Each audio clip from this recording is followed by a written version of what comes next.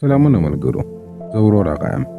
د نننۍ ویډیو په دې برخه کې به موږ د یوې ډېرې مهمه موضوع په اړه باندې خبرې وکړو. هغه پوښتنه چې د هر مسلمان په ذهن کې راګرځي، اسرائیل به څوک تباه کوي؟ آیا د دې تباهۍ یادونه په قرآن کریم کې سوې ده؟ آیا د رسول الله صلی الله علیه وسلم په احادیثو کې نښانې راغلي دي؟ راځئ چې دا خبره وڅېړو.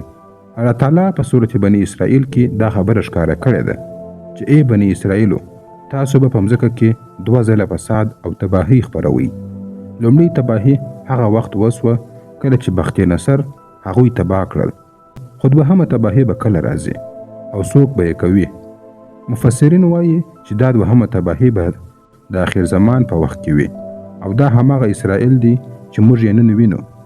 لومړی تباهي هغه وخت وسوه کله چې بني اسرائیلو حضرت زکریا علیه السلام او حضرت یحیی علیه السلام شهیدان کړل، او دوهمه تباهي به هغه وخت وي کله چې هغوی په آخر زمان کې بیت المقدس اشغال کړي او له مسلمانانو سره به جګړه وکړي، او دا دوهمه تباهي به د الله تعالی د غوره بندگانو په لاس ترسره کیږي.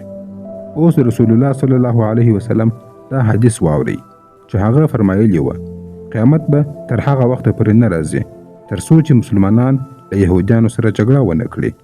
دا جګړه به عادي جګړه نه وي، بلکې یوه لویه جګړه به وي. بیا به هغه مشهور حدیث هم پوره سي چې ویل سوي وه کاڼي او درختې به غږ وکړي چې ای مسلمانانو، ای د الله بندګانو، زما تر شا یهودي پټ دی، راسئ هغه ووژنئ. خو د غرقد ونه به غږ نه کوي ځکه چې هغه د یهودیانو ونه ده. نن سبا په اسرائیل کې د غرقد د ونو کرل زیات سوي دي.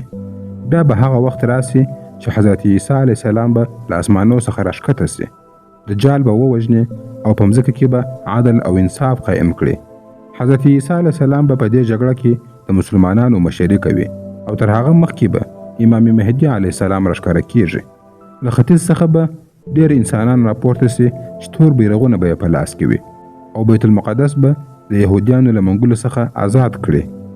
دا هماغه لویه جګړه ده چې نړۍ یې انتظار کوي. خو پوښتنه دا ده چې آیا امریکا، روسیه او چین به هم په دې جګړه کې رول ولري او که نه؟ ډېر عالمان وایي چې یاجوج او ماجوج شاید د روس او چین وخواته اشاره وي، او روم کېدای سي د امریکا او لویدیځو قوتونو معنا ولري، او دا ټول به د دې لوی جګړې برخه وي. نو پایله یې څه ده؟ دا د الله وعده ده. الله تعالی فرمایي موږ لیکلي دي چې د مځکې وارثان به زما صالح بندگان وي. اسرائیل یو دایمي دولت نه دی، بلکې موقتي اشغال شوی دولت دی. لکه څنګه چې الله تعالی فرعون په اوبو کې غرق کړي، همداسې به د اسرائیلو پای هم رانږدې سي.